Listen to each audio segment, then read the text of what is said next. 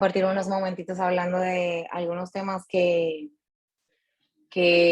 tal vez algunos de ustedes ya saben, pero lo vamos a repasar un poquito. Y para mí siempre es un verdadero honor y placer estar acompañando a Tuitions y a OIMED. Les voy a hacer a la pantallita. Ahí, se ve bien la presentación, yo creo que yo la veo Sí, perfecto. por el celular. Bueno, eh, vamos a hablar un poquito de medicina basada en evidencia el día de hoy. Vamos a hablar de algunas herramientas de búsqueda de información biomédica. Muchos de ustedes conocen muchas de ellas, pero quisiera centrarme en algunas dos, que son las revisiones sistemáticas y las guías de práctica clínica y su utilización en la toma de decisiones en salud. Este es el logo de Cochrane República Dominicana. Es un logo que se creó en el 2019, 18-19, donde se tomaron, tienen los logos muy parecidos al Cochrane Collaboration en UK, porque pues se decidieron, cada país tiene un color que lo representa y nosotros decidimos tomar los colores de la bandera nacional, ¿no? Entonces, al fin y al cabo, pues tomamos el azul y el rojo y el blanco como colores que representaban a Cochrane, República Dominicana. Antes de comenzar, pues vamos a hablar sobre los conceptos generales de la evidencia. Según el diccionario de lengua española, la evidencia es la certeza clara y se manifiesta de lo que no se puede durar o probar de un proceso. En otras palabras, un hecho o algo que sea contundente, o sea, que no sea otra cosa que no sea lo real y lo verdadero, lo que no podamos probar. El término medicina basada en evidencia, y vamos a hablar un poco de su origen, pues es una manera de abordar los problemas clínicos utilizando concienzuda, juiciosa y explícitamente las mejores pruebas disponibles, resultante de una investigación científica. ¿Para qué? Para la toma de decisiones sobre el cuidado de la salud de un individuo. No llamemos paciente porque puede ser intervenciones, salud pública y un sinnúmero de cosas. Los objetivos principales de la medicina basada en evidencia, el por qué surgió un poco, es obtener la mejor evidencia publicada de la literatura médica para apoyar las decisiones médicas que se toman ante el paciente, seleccionar los datos más confiables de la gran cantidad de literatura biomédica y clínica que se publica en el mundo. Para eso hay herramientas también. Impulsar el uso de revisiones sistemáticas y de guías de práctica clínica. ¿Por qué? Porque dentro de la cúspide de las evidencias que vamos a ver más adelante, pues las revisiones sistemáticas y las guías de práctica clínica pues son la cúspide de la pirámide de investigación. Siempre tomar en cuenta la jerarquía de la evidencia para tomar decisiones en salud y ayudar a los clínicos a tomar las mejores decisiones, tanto diagnósticas, o terapéuticas o pronósticas que existan. ¿Cuáles son los orígenes o el movimiento de la corriente de la medicina basada en evidencia? Bueno, pues inicia en los años 80 en la Escuela de Medicina de la Universidad de McMaster, en Ontario, Canadá, donde un grupo de clínicos y epidemiólogos reunidos crearon una técnica o algo liderado por el doctor Sackett, y comienza una enseñanza de la práctica de orientaciones de la medicina basada en evidencia, autodeclarándose un poco heredero de algo que se llamaba, pues propuesto por el doctor Lewis, de medicina de observación, ¿no? Y proponiendo un cambio en el paradigma de la práctica de la medicina. Este término de MBE o medicina basada en evidencia fue acuñado por el doctor Gordon Guyatt, todavía vive, tuve una conferencia con él hace muy poquito, y se define como un proceso cuyo objetivo es el de obtener y aplicar la mejor evidencia científica en el ejercicio de la práctica médica cotidiana.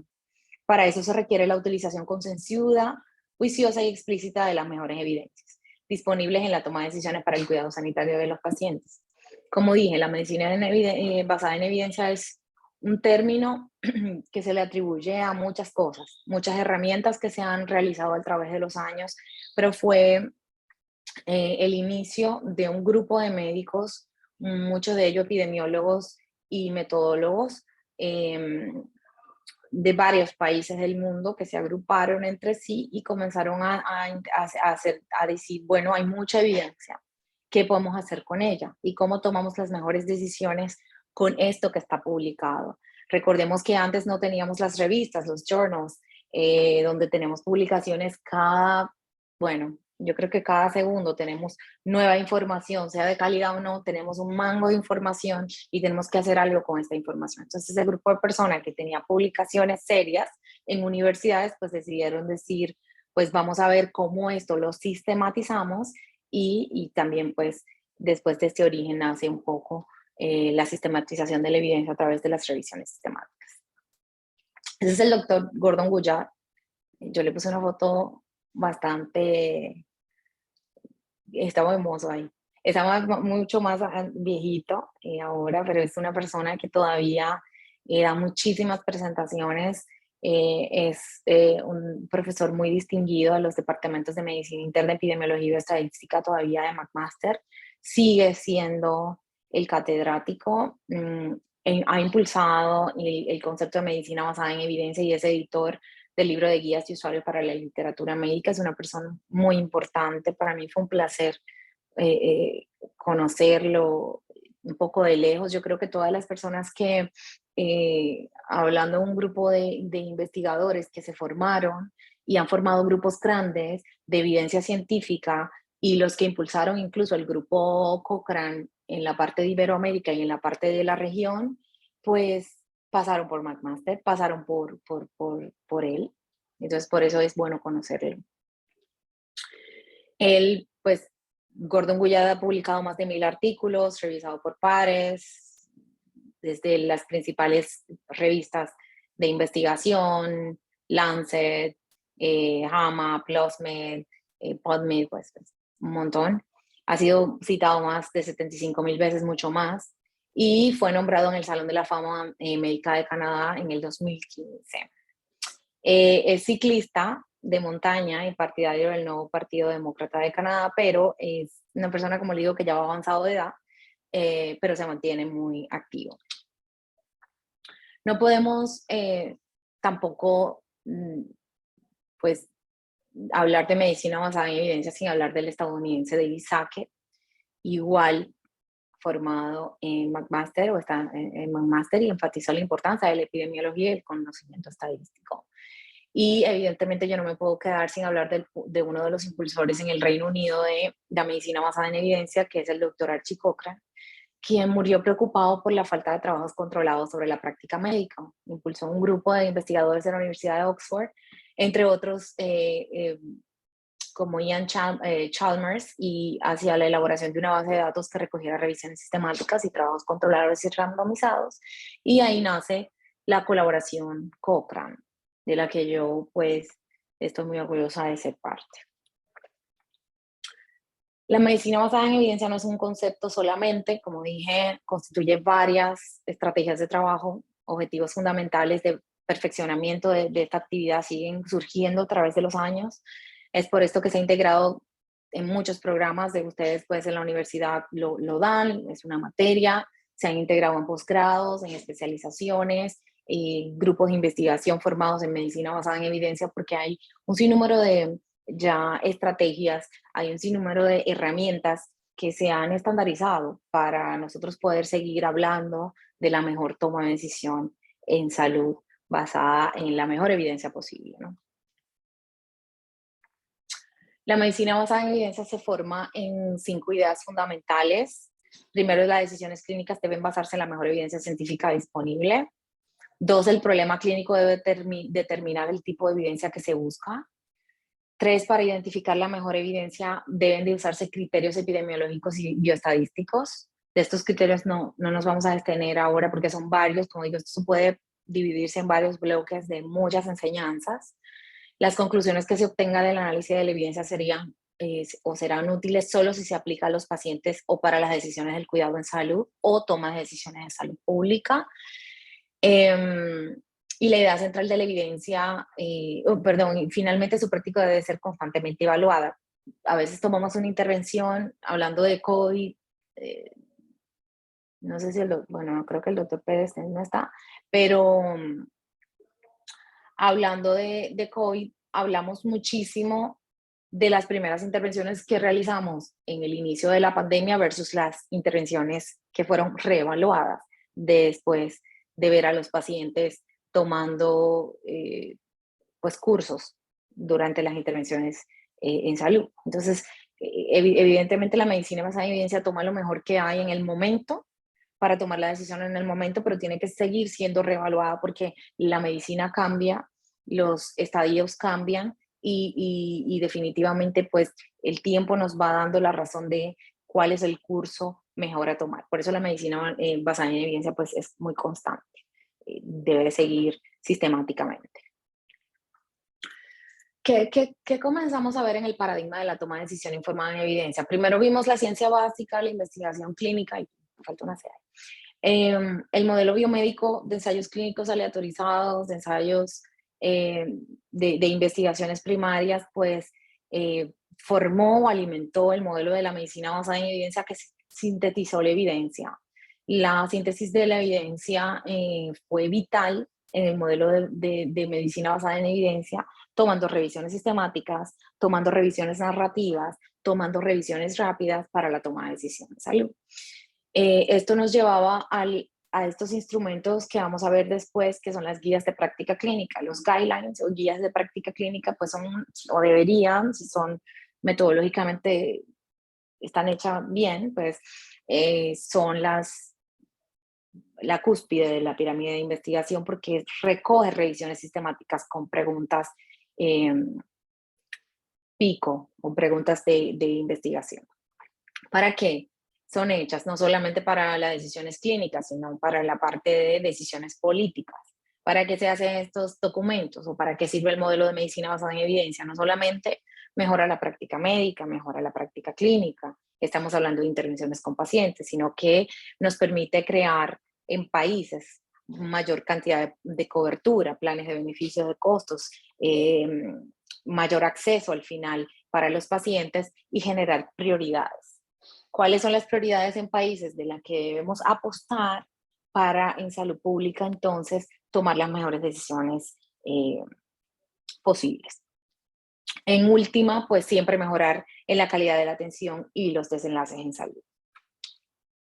Esa es la jerarquía de la evidencia. Aquí está, pues, ustedes se la conocen, esta es la pirámide de la evidencia, revisiones sistemáticas en el tope, ensayos clínicos aleatorizados y controlados de segundo, estudios de cohorte, casos y controles de tercero, reporte de casos y serie de casos, estudios observacionales no sistemáticos y luego por último tenemos las opiniones de expertos. Porque yo le enseño esta jerarquía de la evidencia porque vamos a hablar de esta jerarquía de la evidencia. Esa es la pirámide tradicional que acabamos pues de hablar, no sé si se ve el cursor, ¿se ve el cursor? Sí, se ve. Ok. ¿Qué propone el grupo Cochrane, el grupo Gray, que propone que esta pirámide se destronque, que no sea el tope necesariamente y que todas las revisiones sistemáticas, porque antes se consideraba las revisiones sistemáticas como únicas cuando tenían ensayos clínicos aleatorizados o algunos estudios de cohorte dentro de las revisiones sistemáticas. Vimos que había una necesidad grandísima de obtener otros tipos de estudios que eran igual de importantes, igual de, digamos que de básicos para la toma de decisión en salud como estudios observacionales o investigaciones mixtas, dependiendo de la calidad metodológica de cada estudio. Entonces, ¿qué plantea aquí? Que un estudio de reporte de casos y de series, si tiene una buena calidad metodológica, igual puede subir o bajar dependiendo de su calidad. Igual un estudio de caso y control, un estudio de cohorte y un estudio clínico controlado o randomizado. Porque tú seas un estudio clínico controlado o randomizado no quiere decir que tengas la mejor calidad de evidencia para entrar en una revisión sistemática. Entonces esto ha cambiado. La propuesta es que las revisiones sistemáticas puedan contener tantos estudios con mejor calidad que puedan tener el diseño de la pregunta inicial. Eso quiere decir que ya no, como le digo, el modelo ha avanzado, ha cambiado y ha tenido la necesidad de verificar también estudios observacionales pues dentro de las revisiones sistemáticas como bueno y válido. Entonces, ¿qué son las revisiones sistemáticas? Pues es un artículo con síntesis de la evidencia disponible en el que se realiza una revisión de aspectos cuantitativos y cualitativos de los estudios primarios. Ya hablamos que dentro de la nueva pirámide de investigación que propone el grupo, pues tantos estudios cualitativos como cuantitativos o estudios observacionales pueden entrar dependiendo de su calidad de la evidencia. Y el objetivo es resumir una información existente respecto a un tema en particular, un tema, una pregunta específica. Las revisiones sistemáticas se van muy a una pregunta clara para responderla con mucha evidencia. ¿Se puede tomar tal decisión con respecto a tales pacientes en tales situaciones? Sí, no. ¿Cuál es el curso a tomar? Entonces, de eso vienen las revisiones sistemáticas. Por eso nace la medicina basada en evidencia. El hecho de sistematizarla metodológicamente claro, pues entonces no permite tener información más rápida. Lo que pasa es que no todo el mundo sabe leer una revisión sistemática o un metaanálisis, pero bueno, ese es parte de los retos que tenemos en salud. Por el contrario, encontramos muchísimas revisiones que no siguen procesos sistemáticos, son denominadas revisiones narrativas, evidentemente se utilizan también, pero no siguen, digamos que este proceso tan restrictivo metodológicamente, y entonces, pues, es un formato de la literatura que no es inválido, pero no es igual a una revisión sistemática. Entonces, a veces tenemos mucha confusión en el área médica o en el área de salud, donde tenemos revisiones narrativas que tienen pues digamos que un aspecto muy parecido a las revisiones sistemáticas, pero en la parte metodológica no siguen los aspectos metodológicos de una revisión sistemática. Entonces, ¿por qué vamos a hablar un poquito del concepto de guías de práctica clínica? Porque vamos a ver guías de práctica clínica. ¿Qué son las guías de práctica clínica? Las guías de práctica clínica deberían tomar las revisiones sistemáticas de las que hablamos ahora mismo para hacer recomendaciones basadas en una revisión. La guía de práctica clínica te tiene la pregunta y te dice, ok, la revisión sistemática te dice, o sea, la evidencia te manda una cosa y la guía de práctica clínica te recomienda, según los beneficios y alternativas y el contexto del país, cuáles son las mejores recomendaciones a tomar en términos a esa pregunta de intervención con respecto a un paciente. Por eso es muy importante que la guía de práctica clínica también siga un proceso metodológico adecuado para nosotros entonces tomar las mejores decisiones, ¿no? Tomar esta decisión ya un poquito más clara en base a lo que vamos a hacer con este paciente. Porque la evidencia, a los que son investigadores aquí, ustedes saben que nunca es contundente. Hay que hacer más estudio con respecto a tal tema. Hay que ampliar los estudios. La calidad de evidencia es un poco baja con respecto a tal intervención. Entonces, ¿qué hacemos con esa información? ¿Qué hace el médico con una intervención que diga es muy baja o todavía no es certero qué hacer con esta intervención? Tiene que irse directamente a cuál es el contexto, qué tiene, cuáles son los medicamentos que tiene y tomar una decisión. Entonces, claro, la medicina basada en evidencia, igual que las decisiones en salud, no son tan fáciles solamente tomando la evidencia. Y ahí surgen las guías de práctica clínica porque son recomendaciones tal cual de expertos, tanto metodológicos como clínicos, con respecto a una intervención.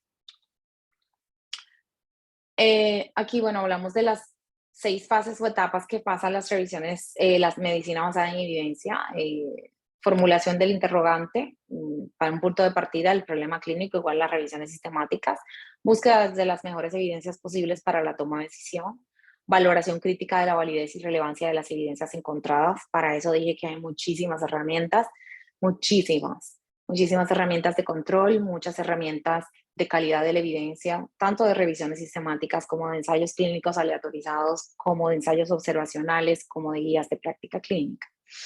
Incorporación de hallazgos útiles en la práctica clínica y evaluación de rendimiento obtenido a través de la práctica de la medicina basada en evidencia. Y por último, enseñar a otros a practicarlo.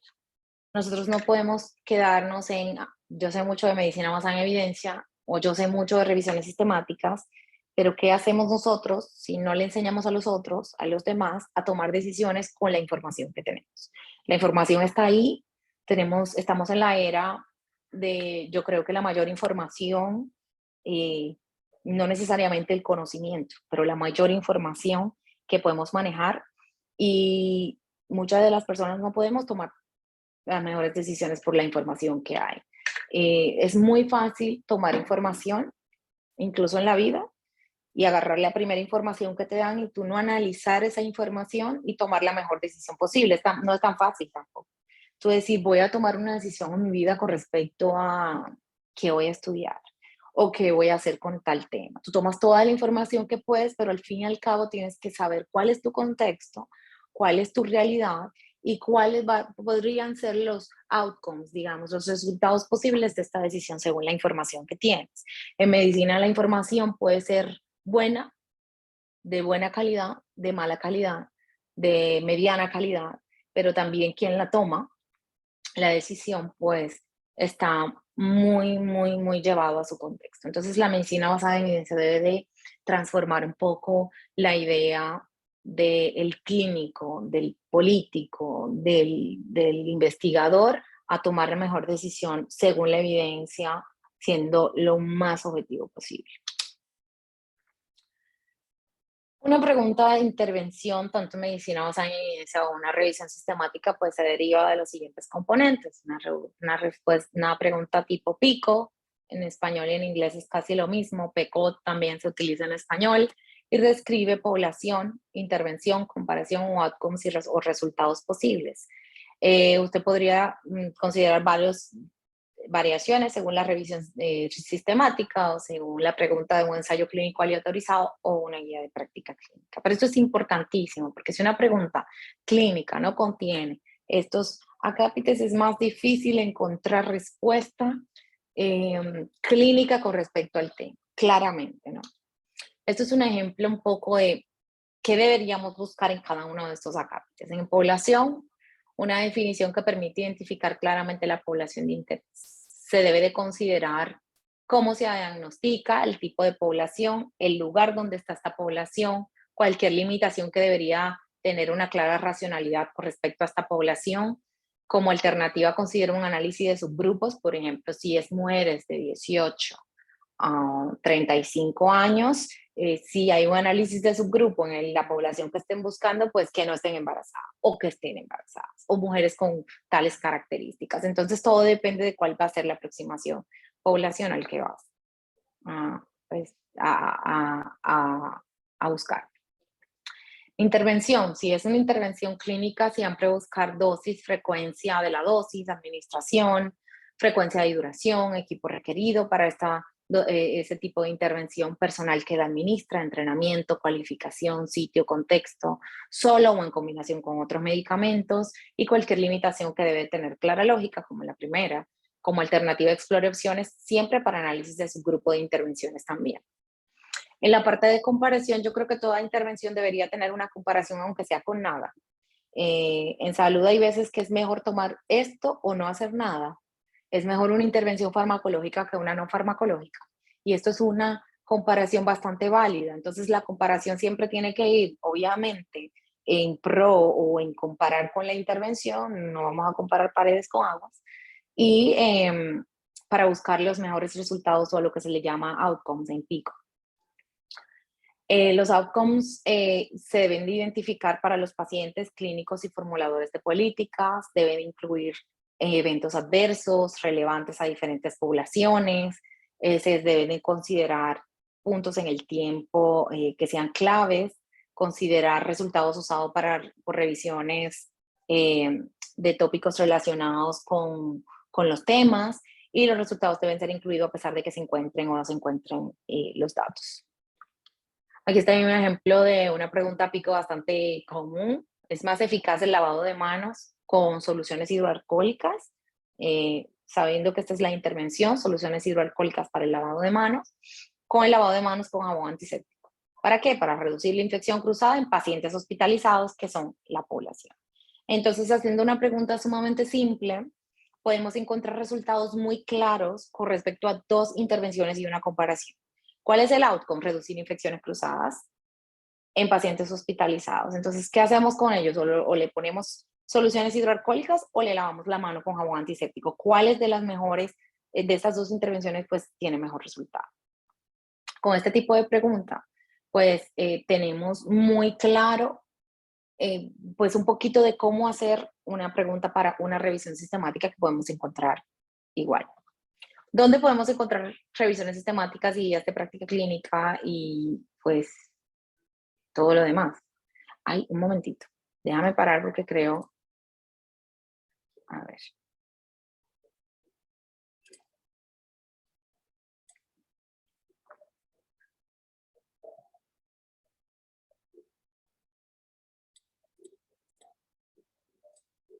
Ustedes siguen viendo, ¿verdad?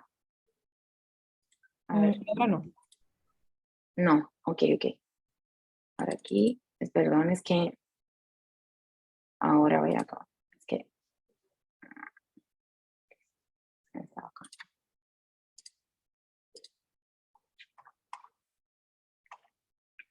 Listo. Ahora se ve, ¿verdad? Sí. Sí. Es que ya actualicé las imágenes y se me había olvidado poner. Pues hay varias páginas, muchísimas páginas de las que podemos encontrar calidad de la evidencia para la toma de decisiones. Hay pues muchísimas, esta es una de ellas, la Agencia de Healthcare Research and Quality de los Estados Unidos para atención médica segura y de mayor calidad. Accesible, equitativa y accesible es pues, el logo, ¿no? Sobre las guías de práctica clínica que presentan. Ahí podemos descargar pues en idioma inglés pues las principales guías de práctica clínica de diseminación de Estados Unidos. La Asociación Médica Canadiense también tiene muchísimas guías de práctica clínica de intervenciones importantes. Es bueno que conozcamos esta base de datos. SIGN es el Scottish Intercollegiate, no recuerdo cómo decir, Guidelines New York en Network. Pues se formó en el 93, es muy importante porque se toman muchísimas bases, se toman muchas intervenciones de SIGN y de NICE que están también, eso está en Escocia y se utiliza muchísimo para verificar la variación en la práctica y los resultados mediante pues, guías nacionales de Escocia en la toma de decisiones. Ellos tienen muchísima intervención ahora mismo de guías COVID y de post-COVID y pues es una muy buena base de datos de revisar.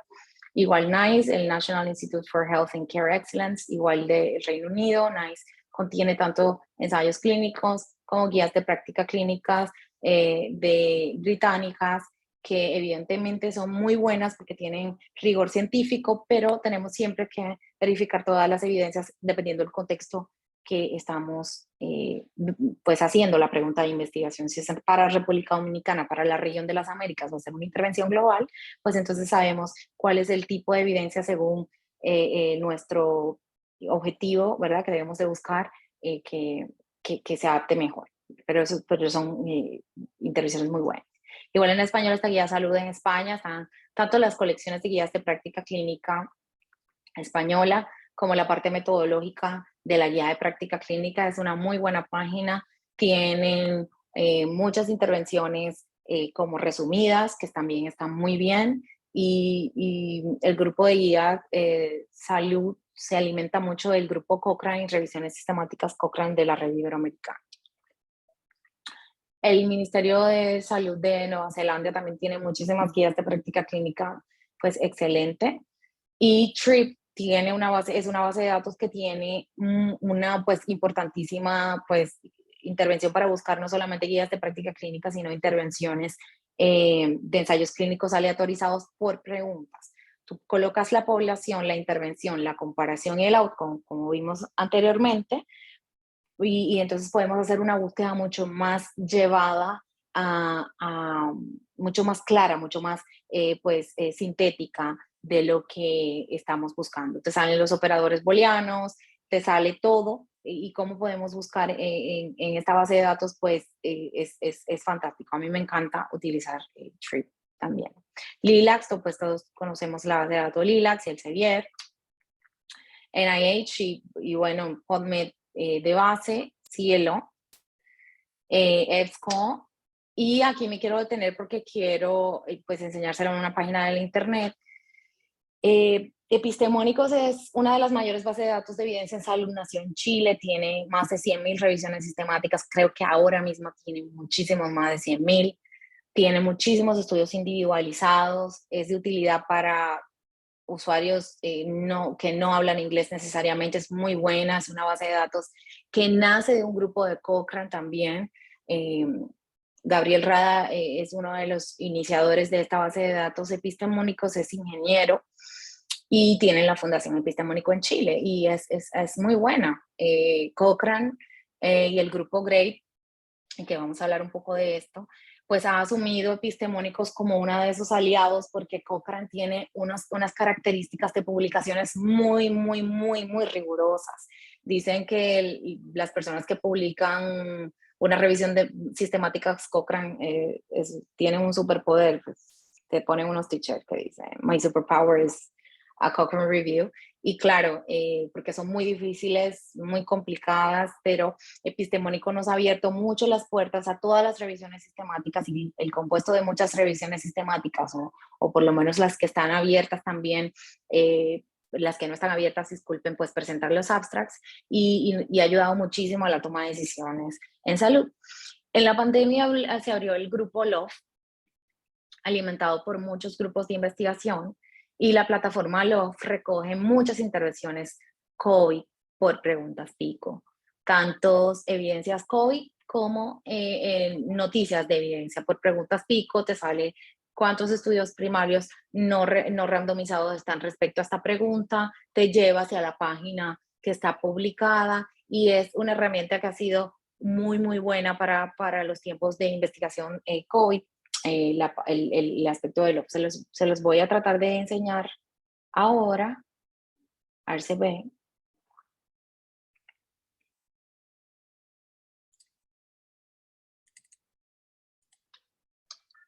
¿Se ve la página de internet? ¿Está bien? No. No, se ve la presentación. Ok, pues lo voy a enseñar. A ver si viendo la pantalla completa. Ahí lo ven, ¿verdad?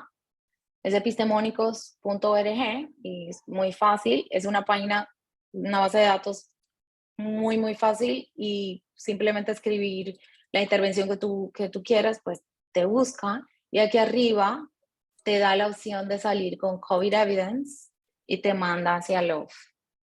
Aquí el LOF Platform, y aquí está en la lista de las intervenciones, dependiendo de la intervención, pues, a ver, COVID y pacientes con VIH, por páginas, y qué hay, ¿verdad? Incluso cómo citarlas, epidemiología, hay un montón de intervenciones. Estas todos de COVID. Les presenté esta página porque me interesa que la conozcan, que la sepan, porque es una página que ha sido muy útil, sobre todo en la pandemia. Entonces vamos a hablar de Cochrane. Cochrane es Cochrane es muchas cosas, pero Cochrane tiene grupos, para ser más específicos, grupos en el mundo.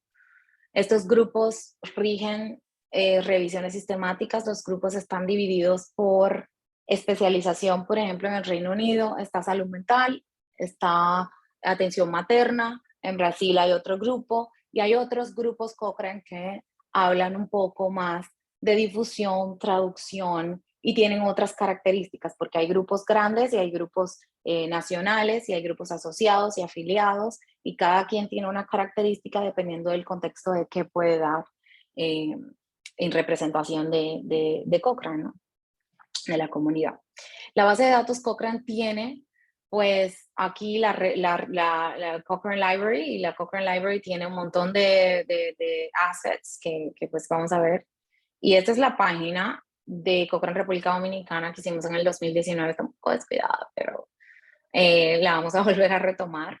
En el 2021 se pagó, hasta el 2021 la biblioteca Cochrane. Cochrane abierto es costoso, y se abrió 2019 hasta 2021 la plataforma, y se sacó el primer grupo de Cochrane República Dominicana a través del Ministerio de Salud. Para revisiones Cochrane es importante destacar la literatura gris, y saber un poco de que es un material que no está, y vamos a hablar de la página de Cochrane ahora, pero que no necesariamente está publicado formalmente, pero es importante para tomar decisiones dependiendo del contexto de la intervención, ¿no? Entonces aquí está el Cochrane Library, y el Cochrane Library pues se basa en tener ensayos clínicos controlados y revisiones sistemáticas altamente estructuradas, sistematizadas. Ellos combinan normalmente estadísticamente datos de metaanálisis para incrementar potencia de hallazgos de varios estudios, para producir, digamos que, pues, evidencia más confiable, sistemática y pues lo más resumida posible. Pero como digo, Cochrane es y ha sido un tipo de revisión que por eso hay menos que otras, porque es que el hecho de publicar una revisión Cochrane pasan por muchos procesos metodológicos complicados y que muchas personas se caen en la mitad del camino, se cansan, publican en otro lado, porque definitivamente te exigen tanto que al fin y al cabo cuando sale lo que cuesta es volverla a actualizar. E incluso actualizarla se vuelve un poco complicado para Cochrane. ¿Por qué vamos a hablar de GRADE y de Cochrane? GRADE se llama a sí mismo GRADE, es Grading of Recommendation Assessment, Development and Evaluation.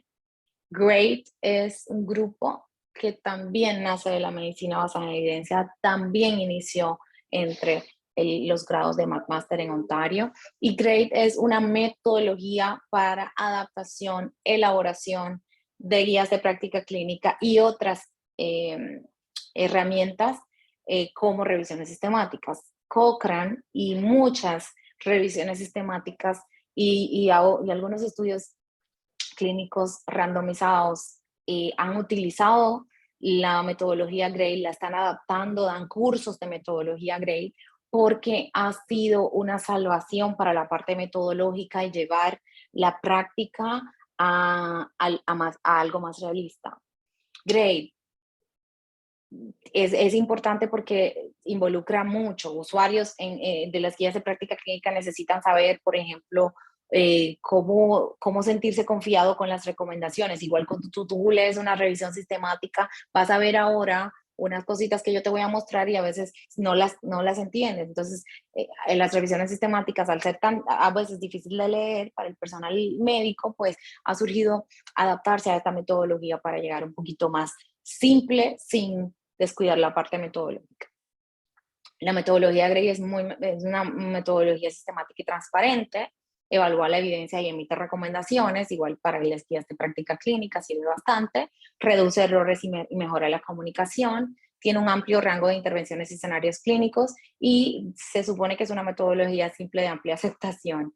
El GRADE Working Group tiene el objetivo de desarrollar un sistema común, tiene más de 100 sistemas de recomendaciones, es un grupo internacional de desarrolladores de guías, metodólogos, clínicos, epidemiólogos, de más de 200 participantes desde el 2000, yo creo que vamos mucho más. El grupo incluye muchísimas agencias, McMaster, OPS, Clinical Evidence, Sign, Update, Oxford, Cochrane, un montón de agencias ya está trabajando con el GRADE Working Group y por eso quise traerlo acá. Igual el Ministerio de Salud Pública para la realización de guías de práctica clínica que ha trabajado con metodología GRADE y ha capacitado a muchos médicos para la metodología GRADE. Este proceso de desarrollo de una guía de práctica clínica me gusta mucho porque inicia como con la coordinación de cómo se establece una guía de práctica clínica. Igual para una revisión sistemática es muy parecido. Hay que priorizar el foco y el alcance de la guía. Esto es dice ente gestor o quien lo haga, pueden ser sociedades especializadas, universidades o ministerios. Establecer un grupo de desarrollo de una guía de una institución que coordina la guía, manejar los conflictos de intereses tanto para las revisiones sistemáticas como los estudios clínicos aleatorizados o guías de práctica clínica es fundamental. La parte bioética o ética de la medicina basada en evidencia es fundamental. Formular las preguntas pico que vimos, tanto para las revisiones sistemáticas como para las guías de práctica clínica, es vital hacerla adecuadamente. ¿Por qué? Porque si no tenemos una pregunta pico lo suficientemente clara, tanto la población como la intervención, como la comparación si lo hubiera, como los outcomes que queremos reducir, no vamos a encontrar la evidencia claramente, vamos a encontrar información. Y esa es la diferencia entre el conocimiento y la información. Información vamos a encontrar muchísima, entonces si no estamos claros con los objetivos de cuáles son las intervenciones, pues no vamos a llegar más rápido a nuestros objetivos o sistemáticamente. Recuperamos las evidencias y la evaluación desde las páginas que vimos anteriormente, tanto pues páginas de guías de práctica clínica como ensayos clínicos, pues es bueno colocarlas y escribirlas. Aquí la parte de calificar el perfil de evidencia o la evidencia es muy importante porque decimos, hemos tomado una decisión en salud y porque yo tomé una revisión sistemática. Dijimos al inicio que una revisión sistemática no necesariamente tiene la mejor calidad. Entonces hay muchísimas herramientas que se las puedo mandar después que podemos utilizar para evaluar la calidad de la evidencia, tanto de una guía de práctica clínica si queremos readaptarla, como una revisión sistemática, como un ensayo clínico aleatorizado. Entonces luego formulamos las recomendaciones con la evidencia que tenemos, incluyendo las consideraciones de beneficios y daños para los pacientes, valores y preferencias de los pacientes y uso de recursos o contextos. Luego está la parte de todos los documentos, que es importante, diseminación e implementación, evaluación del impacto de esta revisión, igual en una revisión la cantidad de citaciones o el impacto que ha tenido, y el plan de actualización a qué tanto tiempo se debe de actualizar y revisar esta evidencia para volver a saber si estos outcomes pues siguen el mismo curso. Esa es una guía de práctica clínica que se hizo en el Ministerio de Salud en el 2019, de atención de recién nacido prematuro. Esos fueron ejemplos de unas preguntas picos que se realizaron con respecto a población, intervención, comparación y desenlace. Estas son dos preguntas bastante pues fáciles, pero fueron preguntas muy restablecidas que se realizaron para tomar una decisión de salud. Es un ejemplo muy de salud pública de cómo se hicieron preguntas tipo pico y se evaluaron cada uno de esos desenlaces en interpretación pues, de resultados en guías de prácticas clínicas nacionales. ¿Qué tú vas a encontrar en una revisión sistemática? Esto, calidad de la evidencia alta, moderada, bajo o muy bajo, igual en una guía de práctica clínica. Alta es que las investigaciones posteriores tienen baja probabilidad de cambiar la confianza del efecto estimado. Moderada o calidad moderada quiere decir que las investigaciones posteriores tienen la probabilidad de tener un impacto importante en la confianza del efecto estimado y pudiese cambiar el efecto.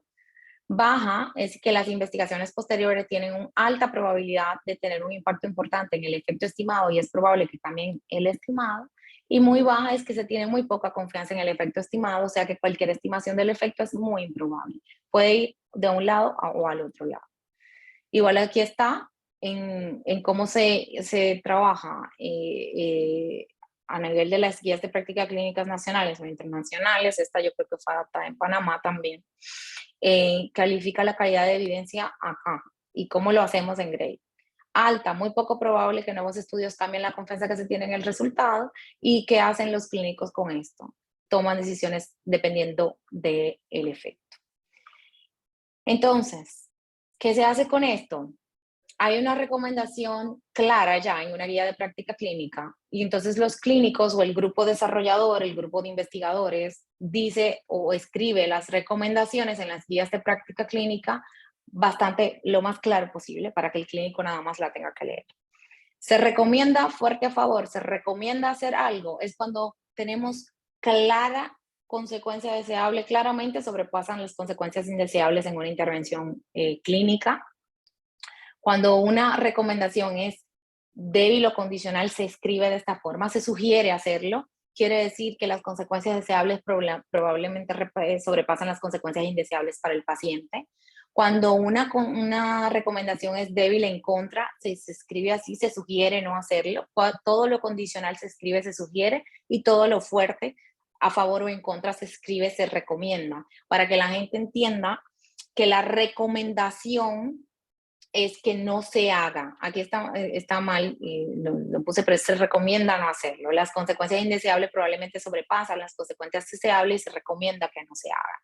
Eso está, es para que esté lo más claro posible y lo más cerca de que el clínico tome la decisión dependiendo de cómo se escribe una recomendación.